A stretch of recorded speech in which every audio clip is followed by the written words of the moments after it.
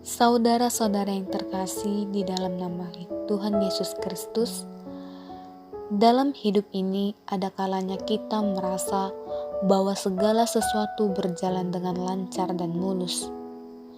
Keuangan baik, kesehatan baik, keluarga humoris, anak cucu pun sehat. Walaupun demikian, seringkali hidup ini tidak selalu berjalan seperti yang diharapkan.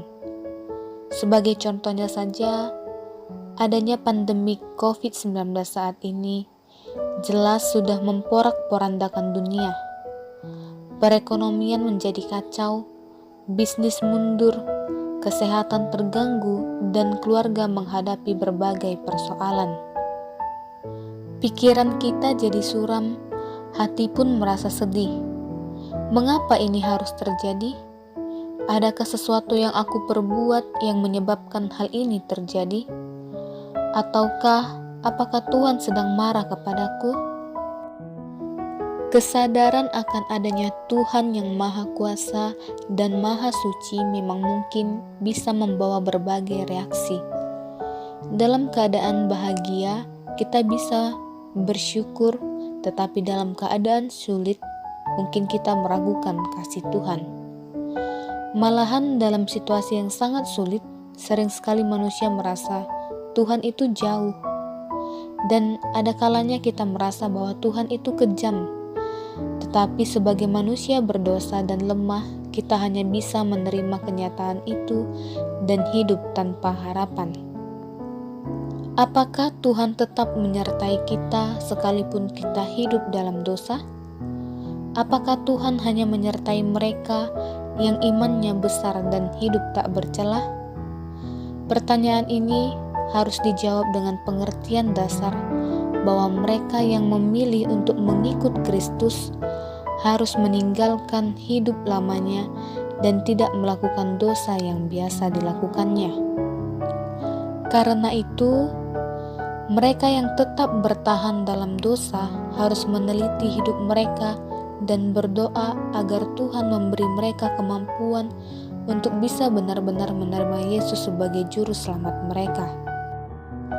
Saudara-saudara yang terkasih, sebagai umatnya, hidup kita seharusnya berubah hari demi hari untuk menjadi semakin serupa dengan Yesus.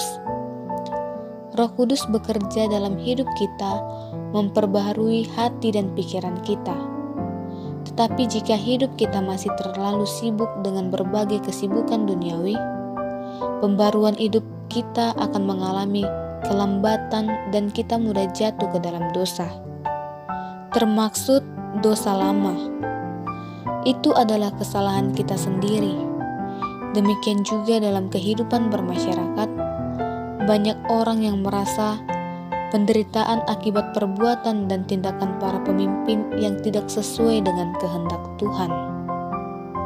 Tuhan yang Maha Kuasa adalah Tuhan yang Maha Kasih. Ia adalah Tuhan yang Maha Suci. Karena itu, Ia selalu memperingatkan manusia untuk memilih cara hidup yang benar. Bagi orang percaya, memang peringatan itu adalah tindakan pendisiplinan yang bisa terasa menyakitkan, tetapi Ia tidak akan memberi sesuatu yang melebihi kekuatan kita. Apakah Tuhan tetap menyertai sekalipun kita manusia berdosa?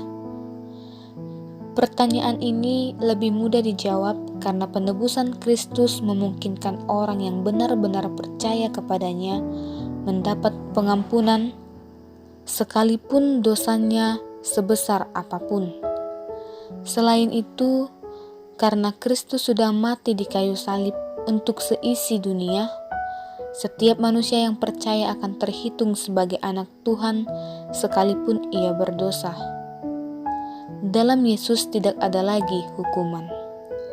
Seperti di Roma 8 ayat 1 mengatakan, demikianlah sekarang tidak ada penghukuman bagi mereka yang ada di dalam Kristus.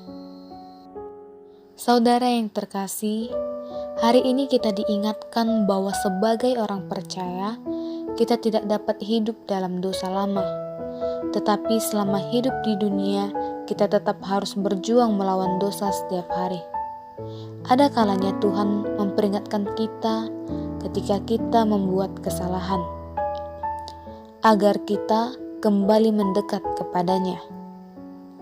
Tetapi dalam keadaan apapun, Yesus yang telah mati di kayu salib sebagai ganti hukuman kita adalah Tuhan yang tidak pernah berubah. Ia adalah gembala kita yang baik yang menyertai kita selama-lamanya. Amin.